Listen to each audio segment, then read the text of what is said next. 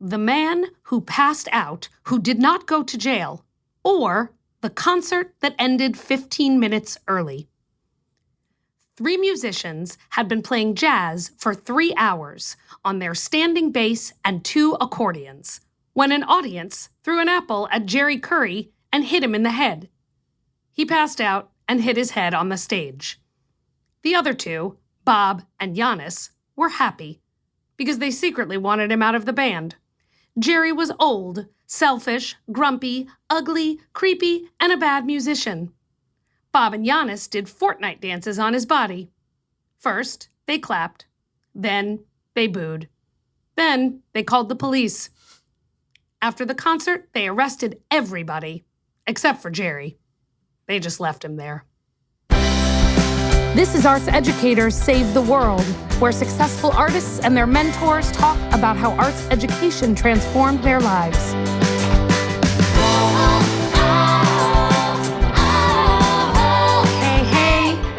Welcome to Arts Educators Save the World, a podcast where artists and their mentors talk about the impact of arts education on both their lives. Today is an Alek and Erica talk. Hooray! Hi, Alek. I'm feeling giggly today. I don't know why. Good. Well, let's dive right into our chat here, and we just heard a little bit of a story that we're going to talk about. But let's continue on from kind of where we were last time. We were looking at the writing process, and I know that in week 2 of your residency, you're writing as a group. So I think let's just start this way. If anyone's picturing a room full of kids who are writing, I think we all might imagine the same thing, right? They're the kids that have their hand raised and are just have a million things to say. They're a few more tentative. There are some who maybe have a lot to say, but are not really saying it. And then there are some who are just waiting for lunch, right? They just seem to not be engaged at all for whatever reason. The closer you get to lunch, the more they're waiting for lunch. Right. So I'm going to assume that you are the kind of educator who is not going to sit still for such things, and that you have your ways of getting people to be involved. So can you tell me a little bit about that? How do these group activities work? How do you approach these differing attitudes towards the writing process? Or does everyone just love it and you've just got a million hands in the air all the time? Well, I do think everyone loves it in their way. That doesn't necessarily look like all the hands are raised in the air at the exact same time. At the macro level, we make sure that there are a range of different participant structures throughout the course of any one residency day. So there's always time when we do stuff as a whole group. There's always time when we're working in smaller groups. And there's always time when kids have the opportunity to work solo or work with a partner. And just even having that range of ways to participate and having kids learn the routine of that prepares them, I think, for whichever of those broad ways they want to participate, to be like, great, I don't love whole group stuff, but I know there's going to be a time when I can sit under the table and write my story. Or I'm super uncomfortable with the fine motor coordination with writing, but I have tons of ideas. So I'm really geeked up about the time when I'm sitting on the floor with a teaching artist and 8 other kids and we're writing together. The story that I read in the cold open is what we call a group story. So that's one teaching artist and anywhere between 5 and 10 kids working together to write something. And teaching artists have a range of tools in their toolbox to make sure that kids are participating in the way that is most comfortable for them and also in ways that can push them. So, there's kind of volunteer round robin, right, where you say, who has an idea for this? There's kind of directed volunteerism, right, where you might say, Alek said there are 3 band members. We should give them names. Okay, Erica, what's one name we can give one of those characters? And then sometimes there are reasons to go to just okay, I'm coming to you next, Cameron. So you're going to be in charge of the ending for this story. So listen to how this is going, and then your job is going to be to give us an ending. And so there's lots of different mechanisms for encouraging participation. There are also times when you can read the room, so to speak, and see that a kid may not be comfortable participating in that way. I mean, that's true. Doesn't matter if you're in third grade or graduate school, right? There are folks who simply are anxious or uncomfortable with sharing ideas in a larger public forum and prefer to do their work as an individual. And so you can kind of read the room on that too. And then I just want to also pivot a little bit to say that in almost every writing activity has a performance partner. And so almost everything we write gets performed in the classroom in one way or another. And different kids shine in different aspects of those sets of activities.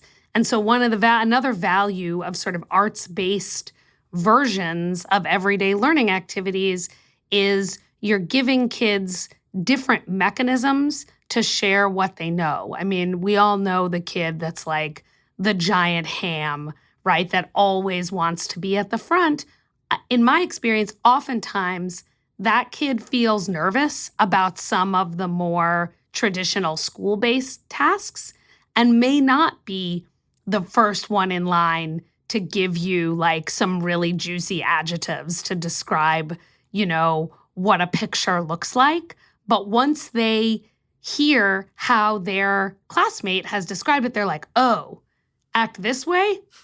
I got you. I got a visual way to share that and to represent it. So to ensure that we're valuing the whole range of ways that you can contribute to a story, to a performance, is super important in any one classroom experience. I've just taken more notes than we have time to get to. This is so great. I saw you shuffling around behind me looking for... I had to go find a piece of paper. We don't have paper anymore. So many things. So a couple things come to mind. First of all, right there at the end, this idea that each person is going to contribute in a different way is right on its face so different than standard education, where you're all doing the same thing at all times. You are all completing the same tasks with the same goals and getting graded on the same things, which has nothing to do with the way life works for humans. I definitely cannot do a thing that the person standing next to me can do, and I don't want to. This is sort of the lovely thing that we figured out in society at some point. We each have skills and interests, and certainly as a director, like, I can't also light a thing. I have no skill. I'm colorblind. I have no skill in that. So I'm very glad to not know that at all and have my thing in there. Are you able to? How do you do you spotlight that in any way for the teachers who may not see how this division of labor can translate into the rest of education? Yeah, I mean, I think you are pointing to a sort of tail wagging the dog problem that we have in general, which is that oftentimes that which we are measuring determines that which we use to structure learning experiences. Right. And that's real, right? I mean, there are these standard mechanisms for saying, like, is a kid, quote unquote, on track? Is a kid, right? So that's not going to go away anytime soon.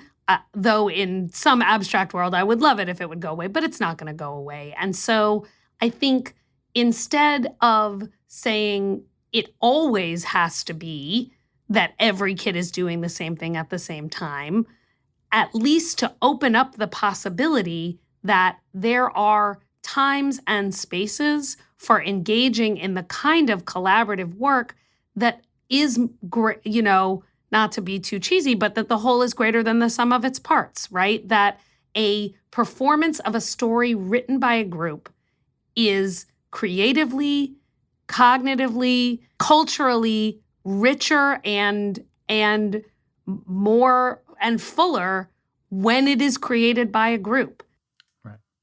And I will say, often it is the performance side of what we do that highlights for teachers that there are kids who can do stuff that they didn't think they could do, right? Because the Right. kid who can kind of like go along and is comfortable writing in full sentences in 3rd or 4th grade is always going to be seen as like, oh yeah, that kid is fine, right? Even if they're painfully shy, even if, they're not the funniest kid, even if they're not the most physical kid, right? We have things that are baseline values. And so I think where this kind of work shines a spotlight for classroom teachers is showing them what a group of kids can do who they may not otherwise have an opportunity to see highlighted in this way. And I have gotten lots and lots of feedback over the years from classroom teachers that they're really grateful for that, genuinely, to say, oh, wow, this kid is a real budding actor. Like, they understand character. They understand embodiment in a way that you would never know if they didn't have the opportunity to try it out. Right. By the way, here's a little tip for you people out there. So when I teach workshops to adults, this is as a sign language interpreter, and I ask for, it's over Zoom. It's sort of very awkward all the time, and participating is awkward, getting the right kind of participation. And the first time I ask someone, it's actually an acting class for interpreters. And the first time I ask for a volunteer, of course, no one budges.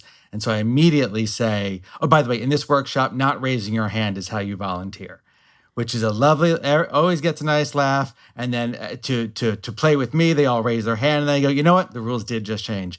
And I started calling it, y'all can use that, steal that one. Everyone always loves it. Works at any age level. That's a delight. Yeah. I enjoy that. I often, when I do any form of artistic collaboration with a group of people, I always start off with some way to acknowledge that people are bringing something into the space that is making them less able to just throw themselves in and be present, right? So whether that's because they're nervous because they've never taken an acting class before, or whether, their mom is sick and so they're hopping on Zoom for 2 hours, but really their brain is somewhere else. And one of the ways I've done that on Zoom is like a gift giving activity. So I'll say, a person will say, Alek, you seem unfocused today. Here, I'm going to give you a gift. And you sort of mime handing a gift, and then the person takes the gift and tells the room what the gift is, what they need in order to make them able to be fully present in the space. And so it sort of breaks the taboo on participating because it's here's a way to participate that everybody can participate in, right? Everybody can say, oh my gosh, thank you for this gift of, a massage that I can have after this workshop because I've been holding up my, 30-pound 1-year-old for the last 5 hours or whatever it is.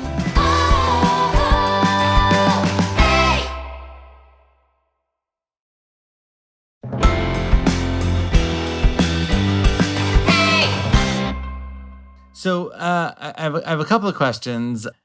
I want to hear about the story that launched all of this and the path that one took. But and I don't know what order to do this in, but we're going on the fly here. Woohoo! It seems as though, and I think the answer is magic. It seems as though there's something about theater that allows for all the things you're talking about, right? This sort of full body, full mind participation, this division of labor, this breaking out of the shell, this watching each other and learning, oh, I'd like to do that, or supporting each other, get everything you want, right, for education. But of course, the name of your book here is How the Arts Can Save Education. And it is very much not just saying everyone should do theater and now we're done. It's everyone should learn from theater in the other stuff. Now, we're going to obviously get to the later chapters as we get to the later chapters, but can you preview that a little bit and saying why all the things we're talking about now apply to math and science and reading? Well, and I have made it clear, and you know this, but I'm a theater artist by training, so most of my natural examples come from the theater. But I've also done lots and lots of studies on digital media art making, so filmmaking and digital art creation, radio making. That's what we used to call it in the 2010s, before there was podcasting. And I've also studied maker spaces and making. And so what to me is universal about those is that art forms in general require a range of tools that allow you to engage in representing an idea, and that getting smart in those art forms not only requires that you learn how to use the tools, but that you understand what tools are good for what things. So you understand in script writing, when dialogue is an effective tool, when stage directions are an effective tool, when repeating something for a joke is an effective tool. And all art forms have multiple tools at their disposal, whether it's a really obvious range, right? Filmmaking probably is the most obvious in that, you have everything from what the content is going to be, to how the content is going to be filmed, to all the elements that make up the visual aspects and the audio aspects of it, right? So there's a ton of different tools. And in painting, it's a brush, it's a canvas, it's some paint. But there are so many different ways that you can use the paint and the brush to communicate to your viewers different aspects of texture, different aspects of light, right? Those are all different tools for communicating ideas. And that mechanism, that relationship is the same in any discipline, right? Mathematics is all representational tools. That's what math is. That's what music composition is. That's what physics, right? Which is how do you use mathematical tools to communicate how things work that we're not able to observe. Stuff that's real small, stuff that's real fast, stuff that repeats to infinity, right? These are not observable phenomena. Phenomena, thank you. They're not observable. And so how do we document them? We use math, right? And being good at physics is not just memorizing equations. It's understanding how those tools allow you to communicate a particular phenomenon to somebody else who's reading, quote unquote, that phenomenon for another particular purpose. So my kind of passionate, argument is this is what it means to be an intelligent, contributing member of society in any discipline. And art making is a particularly good starter pack for that, because in a lot of those other disciplines in school, we kind of already have the trajectory set, right? We already say, like, here's what Algebra 1 looks like, right? We can't really back out of it and be like, okay, here's how we're going to do algebra, right? But if learners can go into those settings understanding that, like, oh, I see, this is just like what I do when I edit a video, except I have to understand the mathematical patterns that allow me to represent this phenomenon that's useful in this particular context. Right. All right. Well, much more of Rant that. end. No, much more of that as these little chats continue. So let's give an example here. And tell me more about this story and why it sticks out for you, why it made it into the book and where it went.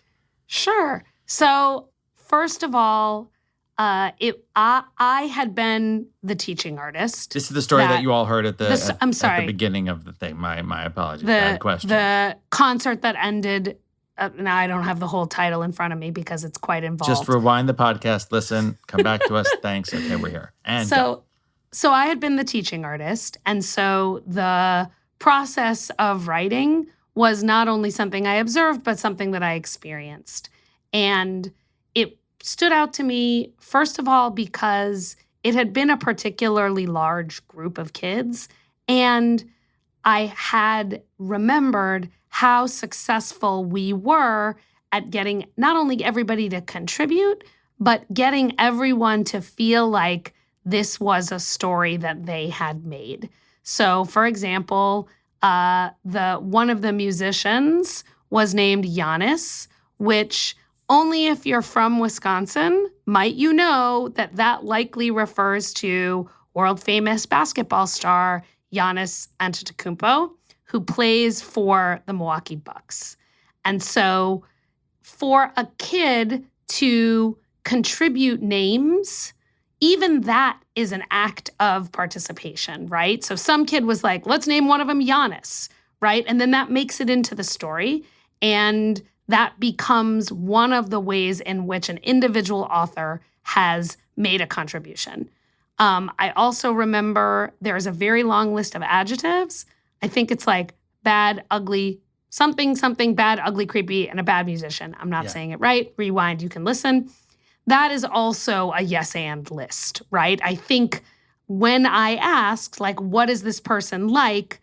We got like 6 different things. And so part of the yes and strategy is like, great, they can be all those things. And in fact, it's probably better for the story if we have this very comprehensive list of the characteristics of a person, because you sort of get quickly to something.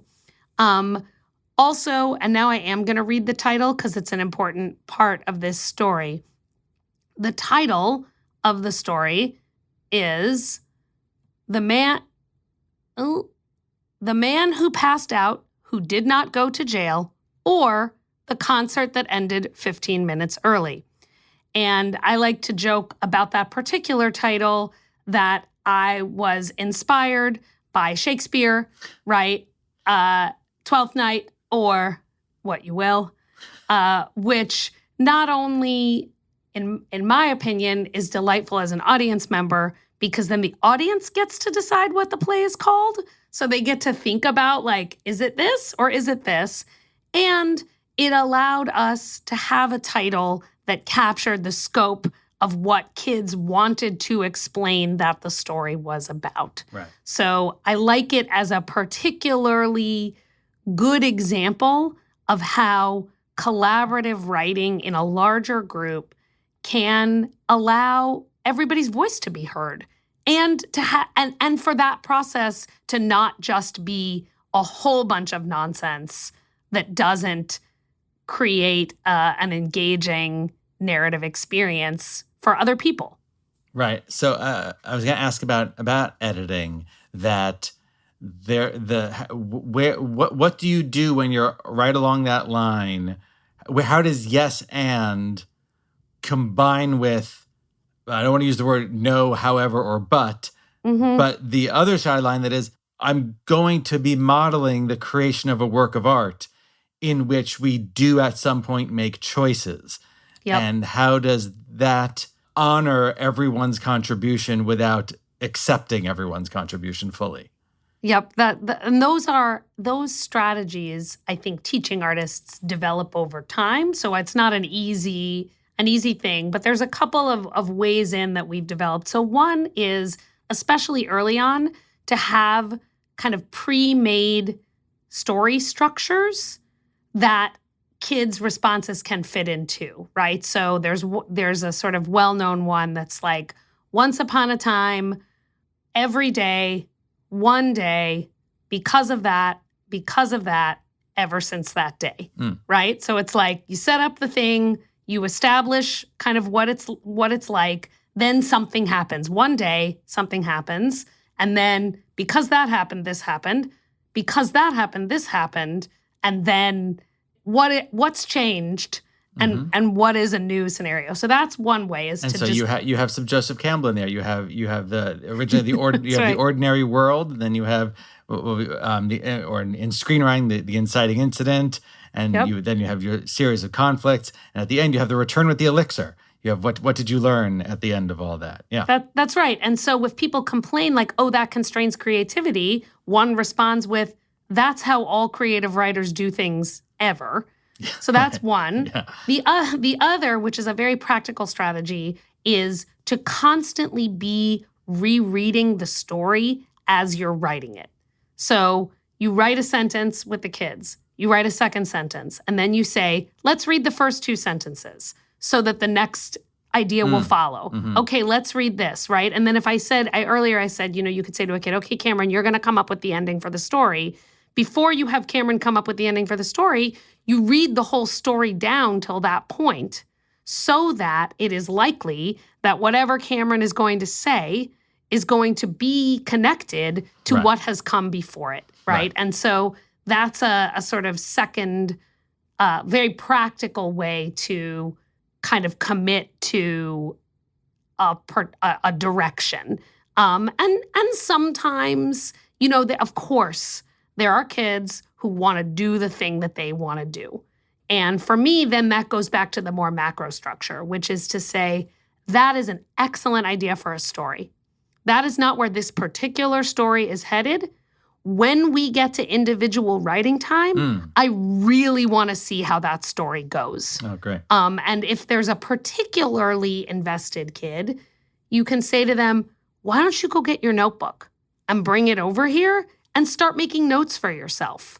And you can be a part of this journey that's happening with everybody, but you can also be keeping track of the ideas that you have that don't fit into this piece, but might go in a different direction. I would say that the best improv I ever do is while teaching a class and someone's answer is, it's rare that I'm asking people for facts, right? Because as this is the one time we'll bring my wife into this again. Her theory is always don't ask any questions that you know the definite answer to. There's no point in that. You want to get opinions, you want to get viewpoints, you want to get perspectives on things. But if you know the answer is Illinois, don't ask the question. So I am rarely asking facts, but every now and then when there is an answer that's just dead wrong from another planet, the best improv skill is, what can you do with it? What can I do with it? Yep. Just saying no. How am I going to? And like, something comes out hopefully each time. And anytime it strays towards the shutting them down, it's such an awful feeling. You're like, don't, dig out of that, which I'm almost glad I have instilled in me from Sarah, because that's certainly not that we went to the most traditional school in the world, but still education as right and wrong is a fairly typical thing. And when I'm so allergic to saying something's wrong, it makes me have to do a little more work, which is fine. That's what I'm there for. And I think the addendum to that, or the reason for that, is, for the most part, people just don't say random words, right? They say the thing that they think is connected. And so the interesting for me is, why did they say that, right? It's less like, how could you be so wrong? And more like, where did that come from, right? So sometimes for me, that will elicit other questions because I'm trying to figure out, like, how did you get from the place that I thought you were going to go to the place where you got to? Because in that pathway is something we can use. Right. All right. I think we've hit the end of our chat for today. Would you like to take us home? Yes, I would love to. We are really enjoying having these chats be a format for our podcast, and we hope you're enjoying them too.